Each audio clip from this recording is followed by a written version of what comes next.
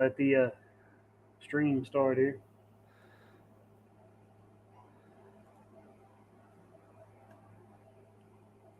Says I'm live. Live.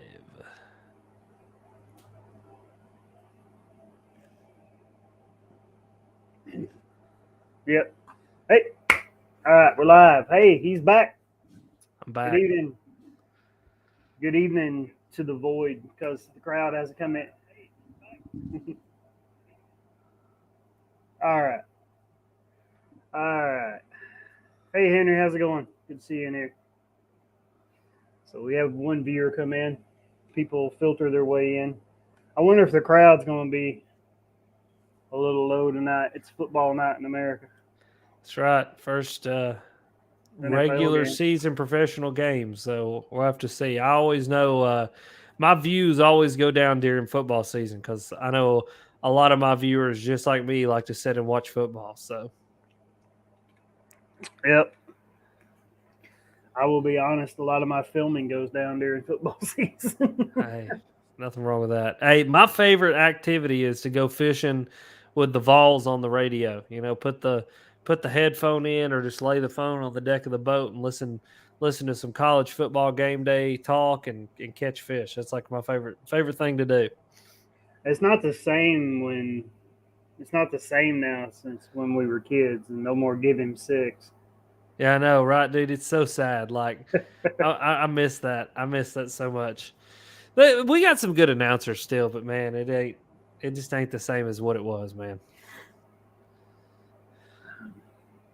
Yeah, it's not. I don't know. I guess I can kind of say it's not the same now like used to when I first moved up here. But I will say like Penn State, their student section is as good as Tennessee, maybe better. They call them whiteouts, Uh huh. so they'll fill their students will fill the stadiums with white shirts. Yeah. I know the first time. It's funny though. That's like only in the stadium, Yeah. right? Yeah. Growing up in Tennessee, when Tennessee played, it's the whole state. Yes. Like Yeah, everybody. dude. The first Yeah. time we went down, the first time my wife met my parents and we went down there, it was opening weekend, the Yeah. first Saturday game. We went Yeah. down on a Saturday. Well, actually, it was opening weekend because there were no Thursday night college openers back then, Yeah. and so you had everybody driving to Nashville and back. So my parents lived between Knoxville and Nashville. Mm-hmm. So my wife was like, "What's going on? Like, what? Why is everybody wearing orange? It's football time. It's game day." Yeah. People don't understand that. I had a guy one time, he was like, man, I made the mistake of driving through Knoxville on a Saturday to go buy a boat during game day. And I was like, yeah, that was your own stupid fault. Like, there's nobody else you can blame other than yourself on that one. I mean, like, people just don't understand, like, you know, like if you're not from the South and like how big college football really is. I mean, like, dude, your big college towns, Knoxville, Tuscaloosa, you know, Georgia, down in Georgia, South Carolina. I mean, dude, those are, I mean, like it eat, breathe, sleep, bleed football. You know what I mean? And it's like people just don't understand that Saturday is for college football. That's like the only thing people do on Saturday. Especially if you grew up in a southeastern state like we did at the time that didn't have an NFL team. Yes, exactly. College football is all there is. Yeah, Like exactly. Alabama, I mean Alabama, their college team's always going to be bigger, Yeah, and I don't think they'll ever have an NFL team. But even if they did, their college team would be bigger. Um, exactly. Georgia's got an NFL team and nobody cares about. Yeah, yeah. Well, the Falcons will be cared about one day again when they win a Super Bowl. You know what I mean? It's crazy though. I mean, Southern football, man. It's the South and football, SEC, man. I mean, like it's awesome, dude. I love it. I love it's one of my favorite things to do is watch college football during football season. So it's fun stuff, man. Hopefully, I'm thinking UT is going to do good this year. Our next game is Pitt, and I think that's going to be kind of a true test of where Tennessee is at as a program. Because I think if we can beat Pitt, we can definitely beat Florida, and that'll put us going into Alabama 3-0, which Alabama is going to probably dog stomp our teeth in. But hey, it is what it is. Actually, no, we Pretty got good. Akron, so it'll be 4 wins. Hopefully, we'll have 4. It'll be 4-0 going into Alabama, which would be pretty nice. Pitt's a tough team. Yeah, yeah, they are. They are. They really are. I'm hoping that they pull the. I hope they pull out all the stops against Pitt. I guess not all the stops, but definitely kind of let the offense breathe. Because from what I've heard, that first game we didn't really let the offense breathe. They ran a very limited play set and just kind of showed them what they had to show them to win the game. Whereas with Pitt, I'm sure we're going to open it up a little bit. Forgotten about we didn't forget. Just not worth mentioning. Yeah, I don't even concern myself with Kentucky. Are you kidding me? You guys exist. They were actually good last year, and They were. Yeah. we're not the powerhouse we used to be. But I don't know if I ever remember losing to Kentucky. Yeah, we lost to them 2 years ago, right? Yeah, When Butch maybe. Jones' last season, we lost to him. I know we lost to him Yeah, then. even a I can't blind squirrel. remember. I don't know, dude. It used to be Kentucky was just one of them pushover games. You know what I mean? It was just one of them games that we just went and won. And Kentucky's got good. They're not just a basketball school anymore. I mean, they are Right? technically still just a basketball school. I'm Well, just hoping we don't just turn just into a basketball school. That wouldn't. I think. they started turning players into the NFL. Yeah, for sure. I mean, they're not very good in the NFL, but There was a they're getting kid went to drafted. high school with me that actually went and played for Kentucky. So,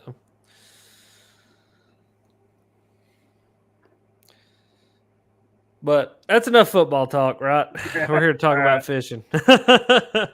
We're going to turn All this into the college game day podcast if we're not careful. Henry Mosley, I didn't know about your channel until Blue Collar Analysis stream. I went and watched your most recent video, and that hook in the head was insane.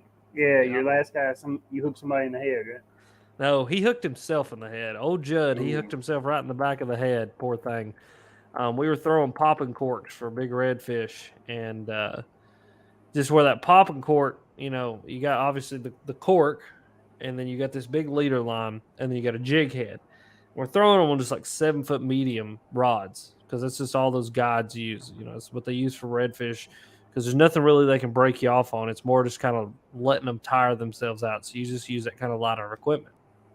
And he went to cast that thing and just had just a little bit too much of that leader out and caught himself right in the back of the head with that jig head with that hook. And I ripped it out of there though. Just got to give it the old braid chick and pop her right out of there. So it ended up being okay. But that was a fun trip, man. Ended up catching a 40+ inch redfish. Definitely the biggest redfish I'll probably ever catch in my life. And it was an absolutely incredible trip. I've got still 2 more days to edit of that one. And the next 2 days of fishing weren't giants, but I caught a couple redfish on topwater, which dude, catching a redfish on topwater is it's the hardest topwater hit you could ever imagine. Dude, they smoke it. And then the last day was sight fishing. And Judd actually told me, he said it's the best day of sight fishing that he had seen all year long. And I ended up sight fishing up 13 or 14 redfish, and it was just, dude, absolutely incredible. It is such a cool experience. If anybody gets a chance to go red fishing, I would highly suggest booking a trip and going red fishing because it is an absolute immense amount of fun. Where'd you go, Louisiana? Nope, we went down to North Carolina, actually Wilmington area in North Carolina. A lot of people kind of think Louisiana and redfish, but North Carolina is like one of the best states to go red fishing in. I didn't even know that until I met Judd, and Judd kind of started telling me all about it. And but yeah, Wilmington, North Carolina area, Carolina Beach area, sort of where we were at. Just the first day we drove north like 2.5 hours, like almost into Virginia. That's how far north we were, and that's where we caught the big redfish. And that was one of those things, dude. It's like you knew you were going to get one or two opportunities at absolute giant fish. And when you capitalized on it, it was going to be a big one. If you didn't capitalize on it, just didn't catch a fish. And then the last 2 days, we stayed further south, about 10 minutes from where I stayed in Carolina Beach, and did the sight fishing thing, which was you get a lot more chances. There's just not going to be as big a fish. But, dude, even saying not as big a fish, 25, 30-inch redfish fights harder than a striped bass. Like, I've caught 30-pound striped bass, 30-plus pound striped bass, and a 30-inch redfish, 25-inch redfish even fights 10 times as hard as a 30-plus pound striped bass, dude. They are absolute dogs. And then you're catching them, too, on, like, lighter equipment, 6'6", mediums, 7-foot medium spinning rods. It's all they use is spinning rods down there. Mm-hmm. And so the fight is just absolutely ridiculous. It's a ton of fun, man. I would suggest anybody go and do it. How many videos did you make down there? 3. So fish for 3 days and got 3 videos done. So I got 2 more to edit, and those will be out. Probably drop one Sunday and then Wednesday of next week. And then after that, we'll have to see what happens. I got a tournament on the 17th, so I'll have that coming up, and I'm going fishing tomorrow for a little while. Going to go attempt. So fun fact, if not many people know this or do, Alex Rudd has never caught a fish on a buzzbait, ever. Like, I've never caught a bass on a buzzbait. It's just not a bait that I throw. And so tomorrow I'm going with the dedicated mission of catching a fish on a buzzbait. I want to catch my first fish on a bait. Like, it's so funny. Like, dude, I've thrown everything under the sun that you can imagine. You know what I mean? Like, weird Japanese stuff, spy baits, Alabama rigs, every crankbait that you can imagine, liplesses, spinner baits. I mean, dude, just if you could throw it, rig it up, I've probably thrown it. But I've never like dedicated an immense amount of time to throwing a buzzbait and catching a fish on it. And so I'm gonna go try to catch a fish on a buzzbait. And hopefully we can get it done. Hopefully it isn't too massive of a failure. You know what I mean? Well, maybe we need to make that a handicap for me, because I've been watching your videos and like, I'm going to get curb stomped. I just don't have that big a bass. Dude, it depends, man. The only good thing is it's length. So it's a length competition, not a pounds competition. Yeah. So if I can get on a smallmouth bite up here, because we do have smallmouth, yeah, that might be the even out. If I can find, like, if I could head west a little bit and get on some better smallmouth, because smallmouth tend to be a little longer than largemouth. So since it's a length competition, but if it was a pound for pound competition, nope. Yeah, it just depends, honestly. I mean, there's some days, I get them on, other days I don't. Like, I think a lot of people, like, it's hard to convey in a video, like, hours put in. And one thing I've started doing is putting timestamps on everything that I do, just so, like, that people understand, like, there are hours upon hours where I don't catch fish. You know what I mean? And then, like, there's those short bursts, like, where there's a bite window or something happens that I start catching fish.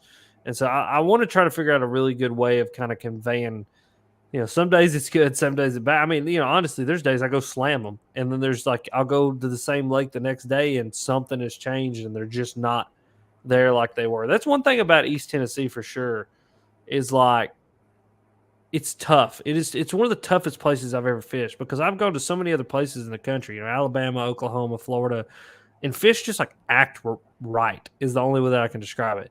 Here, dude, here at home, man, it can be so tough because fish just don't want to act right some days. You know what I mean? Yeah, well, I'm not full time, so I gotta find a slot there when I can fish too. Yeah. When you fish when you can, you can't fish when the conditions are best. Yep. So I'm probably looking at a weekend, and then there's all the pressure from everybody else on the weekend. Yeah. What's your personal best? My personal best largemouth is a 10.5 pounder. My personal best smallmouth is a 586. It teetered over to 6, but didn't hold on 6. It dropped back down to 586. And so I call her a 586 because she's not a true blue 6 pounder. And then my biggest spotted bass is probably around 4.5, almost 5 pounds. I caught one time. I'm pretty sure it was a 5 pounder and just didn't put it on a scale because I don't know. I was a dummy, but I've caught a lot of the upper 4.5 to 4 3/4 pound spots. I love catching spots, man. It's like if I could catch anything all the time, it'd probably be spots. I love it, man. They're so ferocious. I don't even know if we have them, but I did actually some creek fishing here the other day, Mm-hmm. kind of riding that algorithm that John Dalton, when he shared the live stream we did, Yeah, he kind of put me in his algorithm for a little bit. So I've been yeah, kind of kicking that dead horse. yeah. So John's a good dude, man. I love He John. is. He's like one of my favorite humans ever. So I did some creek fishing the other day, and I caught I thought it was a largemouth where a largemouth shouldn't have been. Like Uh-huh. I never seen bass in there before. Uh-huh. But then, like the the lateral strike down it was broken, and it Uh-huh. had like a sandpaper tongue. I'm like, is this a spot? Is there a spot in here? Might be. Dude, I tell you, man, they're so invasive, especially those Coosa River spots. Like, and there's so many people making really stupid decisions and essentially taking spots and driving them all over the country and putting them in lakes where they don't belong just because they like the fight. Which I mean, I guess that's cool in a way, if you're into that kind of illegal activity. But dude, I think people need to understand that those Coosa River spots are highly, highly invasive, and they can absolutely ruin a body of water if you're not careful. Yep. So Right on. it I might have didn't think been, we had them. Oh, yeah, we were your largemouth bass is 10.5, right? I just yeah, looked it up. Tennessee record is 15.3. 15 pounds. Yeah, Yeah. yeah. I actually So know. you were So I used to mow the guy's father-in-law who caught the state record. I got to talking to him one day. He's like, "You're into bass fishing?" He's like, "Yeah." He's like, "My son-in-law caught the state record." I was like, "Ah, no way." The guy who caught the state record is like, he teaches. I think he teaches in Knox County, the county where I live. He's a teacher, and we had a snow day one day, and he loaded up and drove down to Chickamauga and caught it on an Alabama rig in a grass patch. So 15.5 pounder. that's cool. Yeah, it's pretty crazy, man. So you were a little under 5 pounds away from the state record. That that's Imagine that. that's an entire other fish, Yes. Like right? I've caught a lot of 5 pounders. You were I eight could ounce. You I were couldn't 8 ounces away from ours. really. Ours is 11.3. That's crazy, dude. But yeah, man, I've caught a lot of 5 pounders. Man, I couldn't imagine like sewing a 5 pounder onto a 10 pounder. Like, dude, like it's unfathomable like how big that bass is. You know what I mean? That's an enormous bass, dude. and here's the real kicker, man. I found this out. He's actually in the stream here tonight. Chris, guy I go fishing with, he told me a couple of weeks ago. I didn't even know, but okay, now 11.3 largemouth. So that body of water evidently has the best largemouth bass genetics in the state, right? Huh. Yeah. You would want, especially if he put it back. I think he put it back. But so the state record of this lake, right? Yeah. So they took the state record lake for largemouth bass and busted the dam to appease trout fishermen. Wow. So now the best largemouth bass lake in the state can no longer hold largemouth bass. Huh. Well, that Because sucks. there's not a lot of places to trout fish up here. There's only 23 in my backyard. Yeah. Yeah. That's it really shows I guess that really shows the mindset of conservation in your area that they're very, very dedicated to trout guys, huh? Well, I don't know if it's as much about conservation.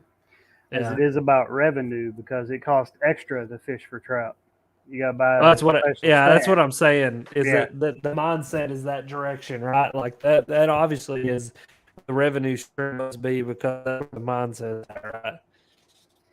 And then they protect bass like crazy. It's like, oh, we got to protect the population. You busted the dam on the best population in the state, but then think that bed fishing somehow does something. Interesting. Very interesting. I had that conversation. I'm actually trying to get a guy on the podcast here soon from South Carolina to talk about the economics of tournaments coming into areas. And I would also love to get somebody from that area just to kind of talk about decision making process behind a decision like that. Were the stakeholders, were stakeholders given the option to have a say in that decision, or was that decision made just, unanimously outside of the hold of the stakeholders? Because we're stakeholders, man. I mean, that water is ours. It's public resource, and us as the Mhm. public own it, and so us as a stakeholder should be able to have a say. You know what I mean? But oftentimes we don't, which is crazy to me, especially since we're you know paying for the fishing license that essentially pay for those people to have jobs and pay for those lakes to be managed. So it's very fascinating that we don't have a say in what goes on. Yeah. You think, like, I don't know, at least put it up for a vote. It was taxpayers that built the dam to start with. Exactly. Exactly. At least have, town hall or something about it. Hey, do you want us to bust this dam? Hell no, I don't want you to bust the dam, Uh-huh. Man, that's where we have to be. That's where we have to be very, very vigilant and very, very vocal that us as the stakeholder needs to have a say. You know what I mean? And I think there's so many people that are so passive and think, well, there's nothing I can do about it. But I think you would be able to amaze a phone call to your congressman or even an email to a representative or somebody, even a representative within your local area, how much that can actually do to, persuade decision making. I actually sent a email to one of my congressmen, Tim Burchett, here in Tennessee, and about a decision that he had, a bill that he had co-funded. I actually got a personalized response back from him about, just pretty much saying, "Hey, I hear you. I didn't think about it that way, and I'll definitely take into consideration." So I think you'd be amazed what just even the slightest pushback, an email or whatever it is, can be to really change people's minds. But did it? How do you vote? I don't know. That's a good question. The bill actually got 'Cause I knocked don't. down. I'm assuming Um, in a Okay, well that's good, but I'm assuming in a political world is a lot like a corporate world or a job. If you hear, we'll take it in consideration. We're working on it. We'll look into it. That means absolutely nothing is going to get done. Just yeah. go on about your business and take the L. Well, and I will say this much is, when decisions like that get made, that's when we as people can make a definite fuss to make sure that people like that don't ever get voted in again. And I think Yeah. that's one that, a lot of people don't remember as well is those people are servants. And we appoint the public servants to be a public servant for us. And so it's our job to appoint. You know what I mean? It's like take that job very serious. I mean, that's one of the it's one of the most American things you can do. I always say the three most American things that you can do is own property, own a gun, and vote. Yep. Okay, see what we got in the chat. We got Henry says people forget most of these trout are invasive. Uh, Introduced, yeah. Trout are introduced because they're from North America. They're just not from this area of North America. Um, the only native trout that we have here is actually a brook trout, which is actually not a trout. It's a char. It's in the char family. Yep. And I know there's like two streams in Tennessee that still have native brook trout. And like they're not anywhere else. Everywhere else that they're at, They're not native. They're actually introduced, or not introduced, but stocked there. And there's only like two, I think it's two or three streams in the Smoky Mountains that have actual, real, natural brook trout in them. Uh, oh, I'm not against trout fishing. I do Yeah, it. It's in my backyard.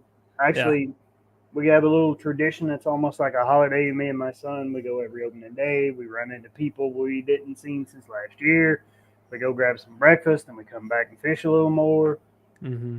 I pay the extra money for the stamp and everything else. But like I was just saying, there is so many opportunities to catch farm raised trout. I mean, all trout at one point was stocked there. Yeah. People say, "Oh, that's a wild brown stream." Okay, a wild brown. All that is that at some point, some held over stockers spawned in this water and created their own, you know, their own line in the water. Mm-hmm. So It's very interesting. I'm not a big trout guy. I've never intentionally gone and targeted them, and so I don't know a ton about them. I've only ever caught one in my whole life, and I accidentally got on a Ned rig. But that's something I think I'm going to spend a little bit of time this fall doing is like intentionally trying to get some trout just to that's get what to know it better. You know what I mean? Like, because I definitely can't say that I'm a stakeholder in trout because I've never caught them before and never targeted them. And so I don't really know much about them. And so I would love to get around somebody that knows way more about them that can teach me some things about trout and kind of help me to understand the model of why a trout is such an important creature, to the ecosystem, especially since most of them are stocked. You know what I mean? I think that would be very interesting just to be around somebody like that just to learn something. You know what I mean? actually I think they do a lot of damage to ecosystems. Now the only thing is like depending on what else is in there. You know what I mean? Yeah. Like down south. Well, Tennessee isn't that far south, but the further south you get, like southern Georgia and that area, where largemouth bass might be the biggest predator in the waterway. A trout can do a lot of damage. They're eating machines. Yeah. But if they're put into a water system that has a lot of toothy critters or a lot of predators, it's also a benefit because they've got more protein and more fat and more calories, and so if there are other fish in there that can eat them, Yeah. because even or a bass, or even if there's bass big enough to consume them in there, Yeah. because if you look at like a trout fed bass in Yeah. other parts of the world that have uh, trout in the waters that the bass can feed off of, those bass get a little bit fatter, a little bit beefier. Yeah. Yeah. We got a couple lakes here. There's one called Parksville in particular that has spotted bass in them.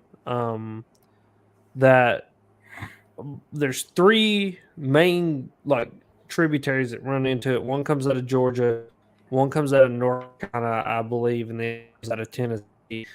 And have brown trout stocked into them, brown trout and rainbows. And we're seeing a lot of spots getting really big and really round from eating those trout. But the spots themselves are actually the invasive species. They're Coosa River spot, Alabama spotted bass, Alabama bass, as biologists call them. And they have gone in there. That lake used to be known for smallmouth and largemouth, and now there are no smallmouth left. Very few largemouth. The largemouth have been pushed to the very, very backs of the creeks. Populations left, and it's 99% really big spots. Uh, Usually use a dry fly for them. I took out fly fishing a couple of years ago. I still can't get the hang of it. I still haven't caught. I've caught trout, as Alex says. I've caught enough trout in the past year, 2 years to fill this room, Yeah, and not on the fly. that's crazy. I've caught Well, so what do bluegills you and catch bass. trout on? Like how when you're targeting a trout, like if you were going to give me tips to go like catch a trout, how would you give me a tip to go catch trout? Well, for the stockers, like the stockers they put up here, Yeah. uh, inline spinner, those power bait worms, the little yellow orange, Berkeley power grub or whatever they Uh are. huh. I ain't got any to show you on me. Yeah. I killed them on the bubblegum pink one last year's one I used. And that dough bait, you can put that dough bait on a treble hook, throw it out there, and let it sit, and they'll swim by it. And once the smell hits their nostrils, like I don't, Huh. maybe it smells like the food they eat in the hatchery. They're fed in the hatcheries or something. Yeah. Yeah. Trout nuggets, yeah, That's and also interesting. a trout magnet, which is like a crappie jig. Yeah. It's a little micro jig with a split tail maggot, waxworm, trailer, whatever, about that big. You just Yeah. do that. Yeah. There's something about that they just drives them nuts. Huh. But that's for stockers. Yeah. And then wild trout or brook trout or whatever. As the season develops, and you're probably looking at live bait, float a night crawler with a split shot. Hmm. Interesting. Minnow, browns eat minnows. You can thread a minnow. Browns like minnows pretty well. I think. And actually, I'll give you one you probably have. Gulp Alive. The Gulp Alive Mini, Yeah. Yeah. they'll tear it up. Just like on a little jig. Yeah. I That's don't even do awesome. that. I just put it on a split shot rig most of the time. That way it does this and the. Yeah. Well, I'll have to go try that. There is a river near me that I floated down one time in the kayaks thinking that I would find some bass. And dude, hundreds upon hundreds, if not thousands of trout. Like I saw so many trout by the end of the day, I didn't know what my name was. And I couldn't get any of them to bite. You know what I mean? Like I had, like they wouldn't bite big jerk bait, anything like that, because I was going for bass. And it's just amazed me how many trout were in that area. So I might have to go back with a little ultralight setup and some split shot and just go in there and see if I can get some of them to eat. Country Girl Fishing, good evening. Hey, you're new. I haven't seen you before. Thanks for coming. Hello, DC lady. Outdoors is all the way from Canada joining us tonight. Appreciate you coming Heck in. yeah, that's what I'm talking about. Henry Mosley, we you out. Chris, Fat Guy Outdoors, thanks for coming in. Jeff was in here a while ago. I don't know if he's still in here. Kentucky. DC Outdoors. Red salmon eggs, yep. Power bait nuggets, yep. Look like mini marshmallows, yeah. Old power Marshmallows. You bait. can also actually marshmallows. Mini marshmallows. You can catch them on mini marshmallows. The best thing about marshmallows is they don't bite. Still got a snack. That's really they can catch them on mini marshmallows, huh? Uh-huh. That's funny. Power That's bait funny. dough all work good on stalkers. Now these are stalkers we're talking about. Yeah. Night crawlers, maggots. I've got some on power bait corn. Yep, corn. I've caught them on corn too. Huh. That's so funny. Hate when guys use real corn. Well, See, that's what my come papa on. used to say. If you want to catch trout, just throw corn. Yeah, the only thing about corn is you catch trout, carp, turtles. Yeah. you know, Catch a little bit of everything, huh? right? I don't get the. I mean, I don't get the issue with why people hate corn, but What's the discernible difference between? So what's the problem with corn? Like I don't know. understand. I don't understand. Like if somebody would explain in the comments, that would be amazing because I don't understand the issue with corn. Yeah. You know, what's the difference between corn People and say yes, do not use corn. Hate when guys use corn. Kelly want to go fly fishing. I know a guy that knows his way around New Jersey. Yeah, sure. Just let me know. It'll have to be a weekend, man. I have to see when I got a weekend free. I just started I had to go and get a real job. I'm not big All like right. Rudd yet. Nobody's paying me to fish. Hey, it's a lot of hard work to get here, but it was worth it. So what kind of job did you get? I run a logistics and shipping for a computer cable and tech sales company. Nice. That's cool, man. It's really cool. Corn doesn't digest for humans, lol. What's that got to do with the fish? So the fish poop it back. I mean, like really, I want to know. Like I don't understand. Like why does what? Like I don't understand why not use corn. I'd wager Clogs too up if their they put the. pots. So because Ah, humans can't digest it, they can't digest it. Gotcha. Okay. So if you're catching to keep, corn's okay. If you're catching to put them back, don't use corn. well, opening day, I only fish till I catch my five. I keep the first five on opening day because the area we go, they're not going to be there. Yeah. Like I know a lot of oh trout fishermen, serious trout fishermen are the most pretentious fishermen you'll be too. Oh But I yeah. know, yeah, I know a lot of guys like even the stockers, the stock ones, raised in Yeah. a hatchery. They're like, oh, you should release that fish. Make sure your hands are wet. Keep it in the water. Don't take it out of the water. Yeah. I'm like, out west they drop them from an airplane, right? Yeah.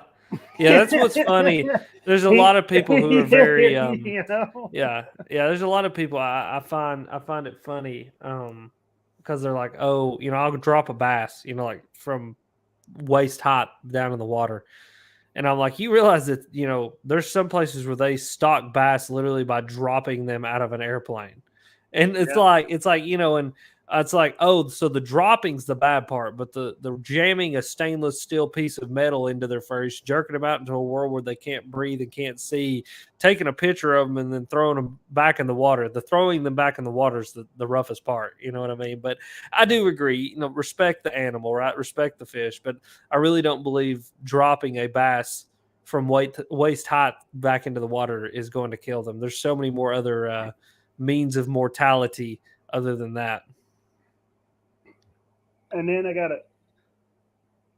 like a lot of guys like this time of year in the heat, they get upset if you fish for them. But I noticed like I got a guy I did a video with, and he's mainly a trout fisherman. But I did a video with him like 3 years ago, and he posted, we follow our social media or whatever still, and he posted like a couple of months ago. This time of year, it's really hard on the trout in the heat, and I go, okay, I can buy that. They're cold water fish. I can buy that. It's really hard on the trout in the heat. You should target bass. Don't target trout this time of year. Okay, fine. I can buy that.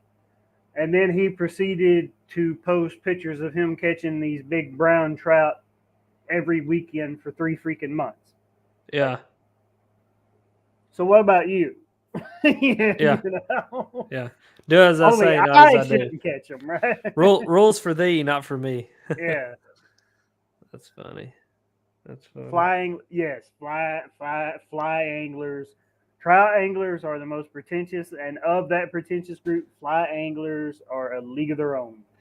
It's funny. I've been to ICAST several times, and the fly fishing segment of ICAST is funny because like you literally walk into it, and it's like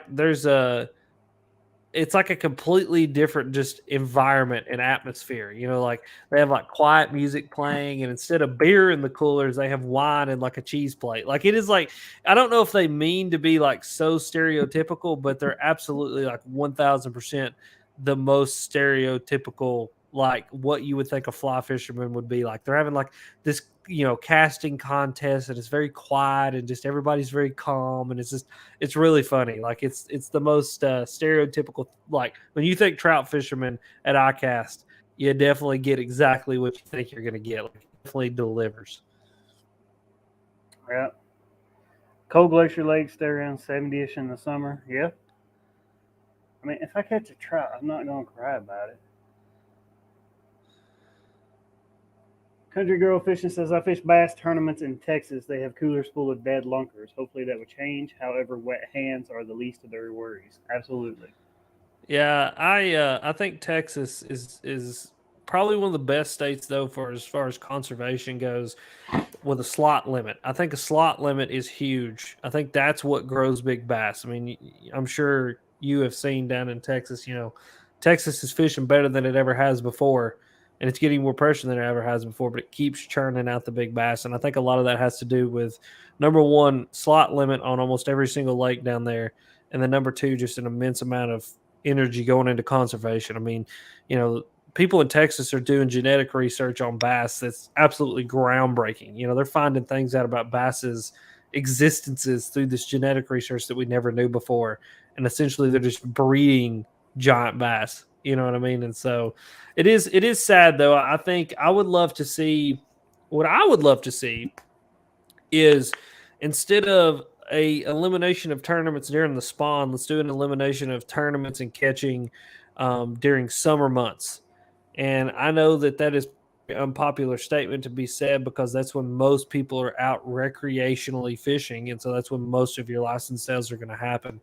But I mean, you know, even let's not say recreational fishing. Let's just say tournament fishing. You know, fish cannot be boxed. 5 fish cannot be boxed during summer months unless you intend to kill them and eat them. You know what I mean? And even then, I would love to just see 5 fish are not allowed to be boxed within a set of summer, you know, warm weather months and a slot limit. Dude, I think those two things would do wonders for every lake in the country, especially lakes around here, man, because our lakes are getting I think absolutely hammered. Absolutely hammered, man. I think like we have some guys up here who do it just to trigger some of the posts or whatever. Yeah. But I think there should be, you know, there's a minimum size limit to Yeah. harvest bass, Yeah. but in public water is a minimum size limit. But everybody that's ever, you know, created their own fishing pond and taken care of the fish culture will tell you take the little ones out. If you got Yeah. too many 12-inch bass, you'll never have a 20-inch bass because they're all competing for the same. You've got all those small genetics in the water and they're competing for not enough food. Yeah. Well, that's where, I mean, a slot limit, right? You Yep. can't keep a fish between these two sizes. You can keep one above, you can keep one below, and you can only keep one above. You know what I mean? I think that, you know, that institutes a huge effect. And I think another thing that people just don't understand is like there's two big things, especially with warm weather bass. Um, is that they think that putting ice in the live wells and fizzing fish keeps fish alive. And it does help to promote some fish living, but overall it can hurt more than it can help. Because the thing is if you take a bass out of 25 foot of water, you inflate its air bladder, you fizz air bladder, and then you put it in a live well that's, you know, maybe in the high 60s because you've got ice in there. You run it around the lake all day, you weigh it in, and then you put it in a surface temperature of 90 degrees or 80 plus degrees or even 70 plus degrees. Just like a fish at the fish store. You know, when you go buy a fish at the fish store, they tell you, hey, don't just dump this fish straight in the tank because it can kill it. Because it's Right. the shock of going from one temperature to another. Dramatic temperature swings shock fish, and the shock kills fish. And another thing to understand is delayed mortality. And so many people get their panties in the water over this one. And it's hilarious to me. They think that every single fish that they let swim away lives happily ever after. It's not the fact. Fish die. And about 70% of the fish that we catch actually live. The rest of them normally just die of the stress of being caught. And that's fine. You know, that's okay. I mean, there's a certain amount of fish that we stock for and we compensate for and we do all these things. But just understand the simple fact that fish die. And when you jerk them out of cold water, put them in colder water, and then put them in extremely warm water, the shock of that transfer between the temperatures is what is actually killing the fish. You know, and you know, country girl, I see the chlorine. Yes, that might play a factor in some cases, right? And the G juice, it can help, but it's that shock of taking those fish out of that live well and putting them back in those warm surface temperatures that's actually killing the fish. And I had a conversation with John, the biologist, about that. And they're actually thinking about changing quite a few of the regulations around here on south in warm months, particularly smallmouth, because most smallmouth, like 98% of them that are caught in the summer out of deep water and released back into warm surface temperature water, die. And people don't want to hear it. It gets the panties all in a wad. They want to think every bass that they release swims off and lives happily ever after. It's just not the case. And that's fine. Again, it's fine. It's okay. We stock for that. There's enough fish in the lake. Population's okay. It's going to be okay.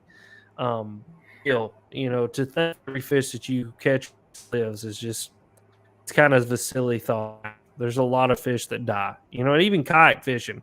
I can only estimate that of the many kayak fish that I've caught this year, a majority of them, or not a majority, but I would say a small percentage of them died just from the stress of being caught. So I don't know. It's interesting. It's an interesting conversation. It's a rabbit hole I can go down for hours and hours and hours. And I've had conversations with people a lot smarter than me that everything that I just said. What I'm saying isn't from a personal experience. It's from driven. It's actually being done by biologists and by different colleges around here to try to help promote the understanding of the bass fishing and bass population and bass mortality, so that we can have better bass fishing in the future. And so, I just don't want people. I just don't want people. I want to inform people. You know what I mean? Because I think so many people are uninformed about the situation. Yeah, people don't realize the fatality rate in these tournaments, Mm-hmm. and like I Mm-hmm. said, they don't want to admit it. I guess. Do you think that, especially you know, not political or anything, it's just a fact. The world's getting hot. Mm-hmm. You know, I don't, I don't care which way you swing on that. Like, we broke a. I think we had this discussion before, but like 5 years ago, we broke 100-year-old record, and the hottest day in June or May or whatever the hell it was, right? Mm-hmm. Mm-hmm. Mm-hmm. And like people said, see, it was this hot 100 years ago. Yes, Mm-hmm. you're supposed to have this heat every 100 years. Mm-hmm. What they don't take into account is in the past 5 years, we've broken that record again 3 more times. Mm-hmm. you Mm-hmm. know, Mm-hmm. Yeah, I believe that that's definitely having an effect on bass fishing as well. I mean, so here's an anecdotal observation that I've had. Okay, so this isn't backed by any factual information. This is just anecdotal experience. I've spent a majority, if not a mass majority, of my life um, outdoors in nature, whether it's fishing, hunting, hiking, something. I've been outside, right? And I can tell you that there is something going on within nature that isn't normal. Animals are not doing things that they used to do the way that they used to do them. Bass don't live in the same areas that they used to live, where I used to catch them all the time. There's some sort of shift happening, and I think it's much grander than brains and our mind can kind of comprehend, because I think it's happening much longer scale and a much bigger scale than we can understand. And I mean, I can only think that it has to be something within the climate of the world, right? And I don't, I'm not going to get into a debate about climate change and what it is, what it isn't, I don't know personally. I mean, I'm still kind of doors open on me, but we definitely are pumping a lot of bull crap into our environment. We're abusing our environment, and I would have to think that has a negative effect on climate.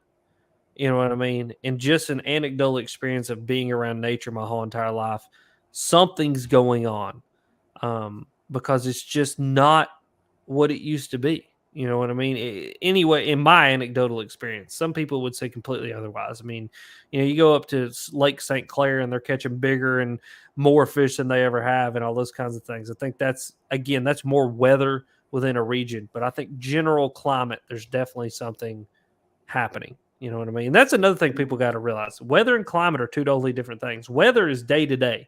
And one day it's sunny, one day it's rainy, one day it's hot, one day it's cold. That's your weather. right? Your climate is your long term picture. That's the big picture. So Right.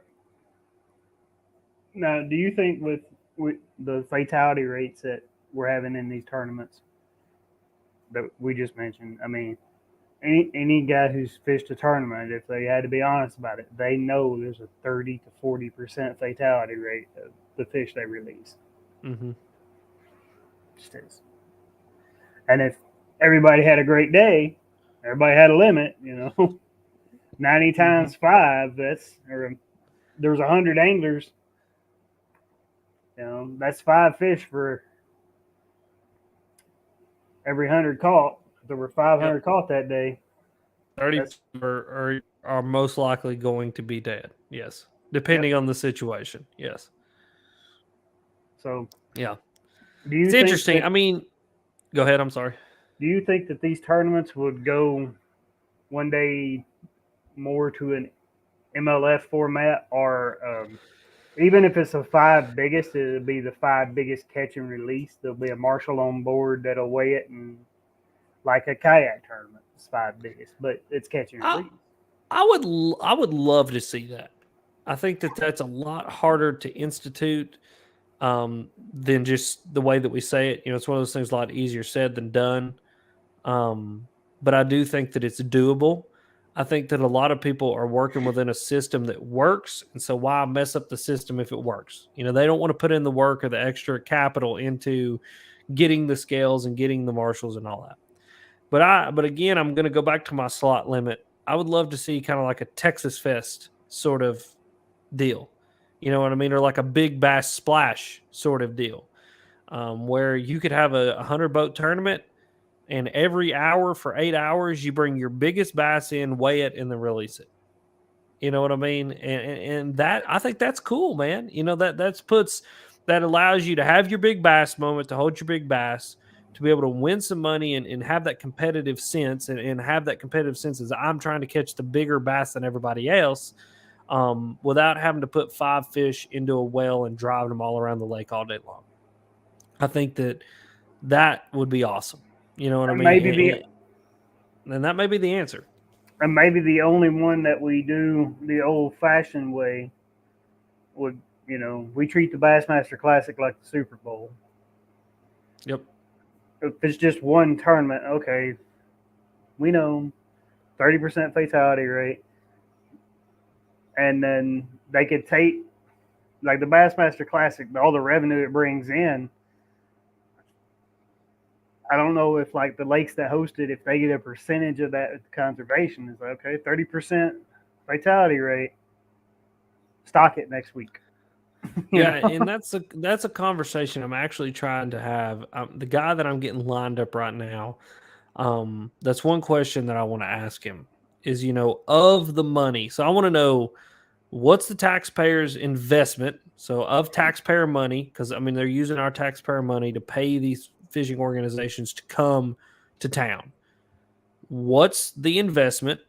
What's the ROI on said investment? What's our return on investment? And then what percentage of that ROI goes back to conservation, if any? Those are the three questions that I want. I've actually emailed several local area about, I emailed Knox County, I emailed Johnson City, and I emailed um, Spring City. I'm not got an answer from anybody, no answer whatsoever. But I was introduced to a guy from South Carolina. I think it's Anderson, South Carolina, and I believe it's Lake. So whoever lake is near Anderson, South Carolina, and I'm trying to line him up right now, to get him on the podcast to have a conversation with him about that exact thing. What percentage of that money goes back into conservation? You still doing all yours on Twitch? Twitch and Facebook. Yeah. Why did you go to Twitch? Why did you stop doing it on YouTube? Is it damaging your retention? Yeah, I believe that was the biggest part of it. Those retention graphs obviously were just absolute crap on the live streams. And realistically, the podcast is the podcast. I mean, the podcast is the main reason why I do it. The live stream, the video component can live somewhere. It definitely wasn't getting the views or the listens as the podcast was. The podcast had taken on a life of its own. So I just pretty much use it as an avenue for the people who really enjoy it. They can come to Twitch, they can come to Facebook and enjoy it. and really engage into it that way. And then if you really want to listen to it, go to the podcast form, which is what gets the most traction for me. And really, I think it's what it's meant to be. It's meant to be a podcast. When it first started, I just started as a live stream to come in and to talk to fans and engage with fans and do the messages thing. And it Right. slowly morphed into I actually had somebody email this to me and say, hey, this is an observation I made. And I don't know if they liked it or disliked. I don't know. I don't really care. But emailed me and said, hey, this is, it used to be fun, fan interaction, and now it's just a podcast. And he's like, I don't really like it now. And I was like, that was the whole point, is like it transformed into a podcast, and the podcast is what I've always wanted it to be. I always wanted to have a podcast where we can sit and do this, have a conversation and talk and all that kind of stuff. And so, the video component of that is just a means to the end, which is the podcast. And I'm actually going to start adding some more podcast episodes in different shows. Like, it's going to be completely pre-recorded. So there's going to be, you won't even be able to have a video component of it. It will just be on on podcast form and not on video form. Right. Chris says BASS will never lose the stage aspect. MLF draws no fans because MLF has no fan-based event like BASS does with the Bassmaster Classic and their tournament weigh-ins. Yeah, But and MLF again, does draw some fans. I mean, there are people who in the MLF format they'll go to see the anglers. Jacob Willer is a well-known angler. DC is a well-known angler. Um, the announcer for MLF is the guy from Duck Dynasty, so people know him. And didn't like a lot of the BASS guys leave to go to MLF the first year or two and then go back? I mean, a majority of them are still there, but Right. I believe, I think that you can have a stage presence by having that big bass format. Just Texas Fest. That's what they do during Texas Fest. They can Right. keep one fish over slot, and that's usually obviously going to be the biggest one of the day. And so, I think that that's going to be where one organizations is going to have the move where we say it is catch, weigh, release, and you can bring one big fish back to the stage. And I think that that's the way to do it. That's the way that I would love to see it done. I think it's the most conservation-minded way to have it done. And I think that the day that's what we need to move towards and what we need to see. Again, And if you've had, opinion known and we didn't even whether take it's into account. executed upon. I'm sorry, go ahead. We didn't even take into account when we were doing the math. We just did it all based on keeping 5 fish. But if you had 5 big fish day, most likely you've had a 15, 20, 30 fish day. So Yep. how many fish, or even if it was tough and you caught 6 or 7, you culled that second or third fish after it had been bounced around in that live well for 3.5 hours. I actually Who's have to say it made it? I have a study on that, and there was it was like catch, weigh, and immediate release, or catch and immediate release had 90+% chance of surviving. I think it was like 91, 92% chance of surviving. Catch and live whaled for a certain period of time had like an 70 to 80% chance of surviving. And then catch, live weld, and then weighed and released had a 70% or lower chance of surviving, depending on a lot of different variables as far as water temperature, conditions, live well conditions, all those kinds of things. I have the study. I can send it to you if you want to read it. But I have the study that John, the biologist, actually sent to me, and I read through it, and it's an interesting study. But even fish that were caught, put in the live well, and then released before taking to weigh in, not a full 8 hours in a live well, had a higher chance of surviving than the fish did that were or the fish that were, cold had a higher chance of surviving than the fish that were boxed and run around all day. Yeah. And yeah, Chris, I will agree with you. The BASS format, the Bassmaster Classic, it's exciting. It's more exciting to watch. It's definitely more exciting to go to. I Mm-hmm. like the weigh-ins. I like walking around the showroom, meeting people. I mean, me and Alex met at the Bassmaster Classic. Mm-hmm. So yes. So yeah, I will agree. It's definitely more exciting, but at what cost? Yeah. Yep. Exactly. And at what cost? I would love to know the cost. And that's why I want to have that guy on the podcast to ask him, like, what's the cost? You know what I mean? So interesting. That's that again. You want to talk about a rabbit hole right there, boy. We go way down it there. So I know that was your point, Chris. I'm agreeing with you. Yes, it's more entertaining. I get it, yeah. but there's got to be a middle ground, maybe like what Alex is saying, between entertainment and the conservation. Yeah.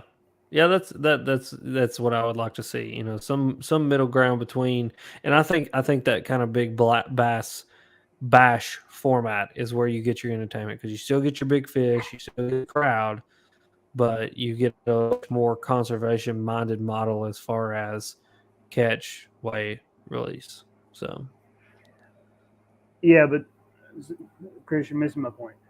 Uh, yes, I agree. They came back because they missed the fans, but they came back to an organization. Conservation would be run by states. It would be run yeah, by state they law they didn't enforcement. come back because they missed the fans. A lot of those guys came back because they're getting paid per event to be there. That There's a lot of that going on as well. There's a lot of sponsors who are major sponsors of the bass organization that were incentivizing anglers to come back to bass because bass was who they were sponsoring. So interesting, it's an lose interesting thing. I think that not very many people kind of see the back door of that, but is what it is. lose the way in and BASS will die. No, they will adapt. Okay, yeah, they will. They will adapt or they will die. That's the same for everybody that's ever done anything. Adapt or die. If they lose the way in, they will have to figure out a way to adapt, or they go to the big Texas format, or they go to an MLF format, or whatever. And there is money to be made in MLF. Um, what's his name? DC. I just know him as DC Fishing. I forget what his real name is, but Oh, Dustin Connell. yeah, Dustin Connell fishes for Gugon, DC. He won 100. He's in MLF. He's never fished BAS a day. He Yeah, he fishes did. the He won MLF. a he won a he won an Oh, Elite did he? Series event. Yeah, Okay. yeah. But I mean, he's won a majority of his living in Majority he MLF. majority fishes in the MLF. Yeah. He Well, and just I, and won I, I like a don't hundred think thousand dollars. I don't think the MLF as an organization is going anywhere anytime soon. I think a lot of people misunderstand the organization, the business model, and kind of what they're working towards. I mean, my health insurance is through the MLFAA, the Major League Fish and Anglers Association. I mean, these guys are making moves and doing things that other organizations have never done in the past. Things that are going to make them lasting and move into the future. And I think what we have here is just a classic example of kind of oranges and apples in many ways. It's like comparing football to rugby, very Right. similar sports, but two totally different things when we get checkers and chess played on the same two totally different games. And so I think it's going to be interesting to see in the next 10 years what professional bass fishing and what tournament fishing looks like. I just know that I have my theories on what could happen. And I think a lot of people have their theories on what could happen, but at the end of the day, you just got to let it play out. You know what I mean? Test my theory. It's not my theory. We talk about it all day long. I mean, studies have been done on this. A bass has a much higher chance of survival rate and a much lower mortality rate in the catch and release format. It's like 10 to 20%, right? Isn't that what you just said? It's A not my catch. theory. Yeah, the data showed that fish that were caught, weighed in, caught, boxed for 8+ hours and weighed in, and then released back into the water had a 70% or less chance of surviving. So, And then there's all the risk factors of a live well: the water getting too hot, the yeah, live well not oxygenating the water, dirty uh, live wells and things like that. It's interesting. I mean, the I angler don't, I don't the know. angler makes the I think it angler would makes be, a move and goes 70 down the lake with fish in the live well. I heard someone say once that, MLF is going to make it where live wells will no longer be put in boats. And that may be, I don't think that that's true. Maybe it is, maybe it's not. I have no idea. I mean, I have no idea. But it's an interesting thought process, right? But I don't know. I mean, I'm actually kind of lost as to what's even One of going, the what message he's trying to communicate. So, there is a I don't know, but I like Chris. He's a good guy. We've gone fishing a couple of times. yeah. Um, now there are some changes I wish like MLF would make because I think they're the closest to being open for the beginner or the uh, average guy who wants to test his luck. Like Hmm. I think you don't trust Boyd. Okay. I don't trust his rods. I don't own any. Yeah. But I mean, I don't think, I mean, I don't, again, I think that it's just like any other business. You know what I mean? It's just, business is business. You know what I mean? And, you know, I can't say that I distrust or trust anybody that I don't personally know. You know what I mean? yeah, And I've never personally met Boyd Duckett, maybe once. I think I met him once at ICAST, but I mean, I had a 2-minute conversation with him. his rods are a little bit out of my budget, and for a rod that I've seen people break when I didn't think it should have broke. Yeah. But Again. yeah. Um, what I was saying about MLF is like I wish MLF would take that step to make it more open to the common person. Like they already have low entry fees. Um, you know that might be one of the benefits to it is MLF. You don't need a live well. If you don't have a live well on your boat, you don't need one. You know. Hmm. So, um, okay. um, I don't know if BASS is a cash cow. Maybe in what they charge for the anglers to fish in it. But so I wish it was like they had the rules where you didn't need a certain size boat, or as long as there was room for you and the marshal, Hmm. go at it. You know, Hmm. if you've got an aluminum 16-foot boat, go at it. Hmm.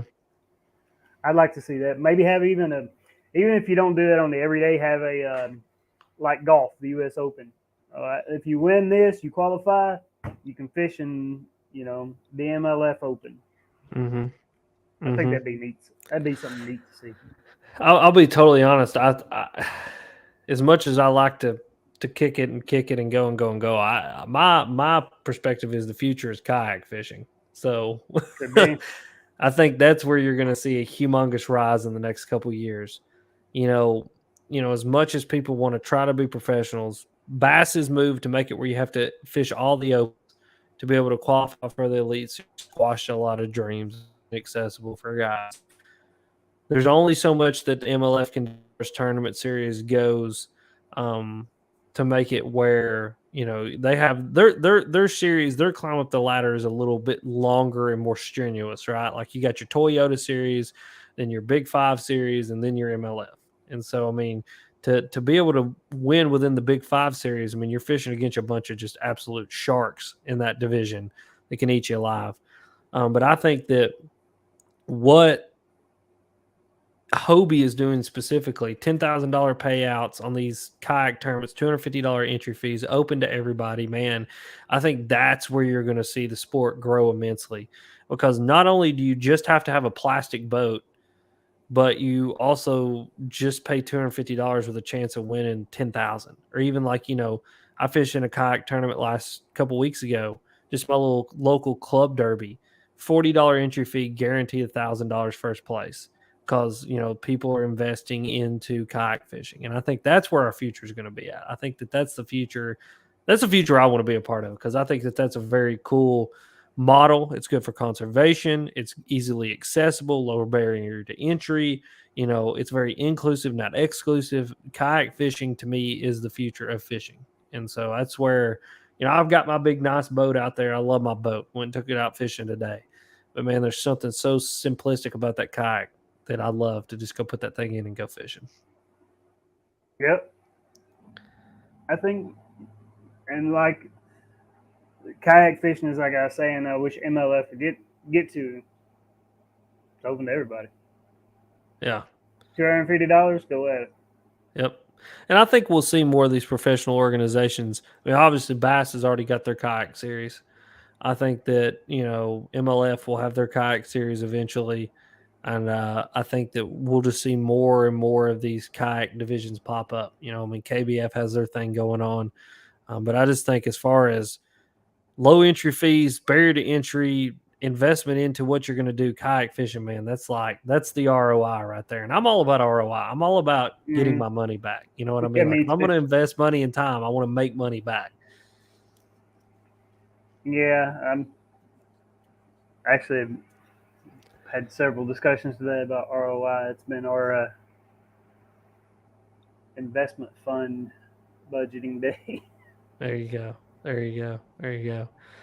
Well, brother, listen, I got a kayak to load up, and I think I'm getting up about 5 o'clock in the morning. So I have loved being on here with you, but I think I'm gonna start wrapping it up and head out here and get this kayak thrown up in the back of my truck and get everything organized and hit the bed. What do you think?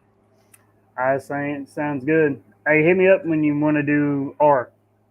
Yes, That one. let's do it. Absolutely. I'm this Now keep month in looks mind, pretty. I'm in a colder climate, so don't wait Yeah, too long. I'll try not to. I'll try I'll be not like, to. "There's ice on the water, bro. How am I gonna do this?" Yeah. That's right. That's right. That's right. Well, man, listen, I appreciate you, brother. I always appreciate you letting me come on here and jab at you for a little while. So I appreciate you I've coming. enjoyed it, man. I'll holler at you later. Okay. All right, have a good night, man. All right, buddy. See you.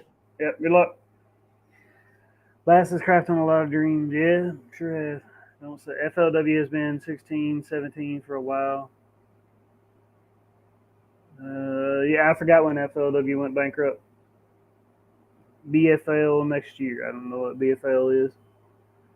Boyd and his group have backtracked and crapped on a lot of FLW guys.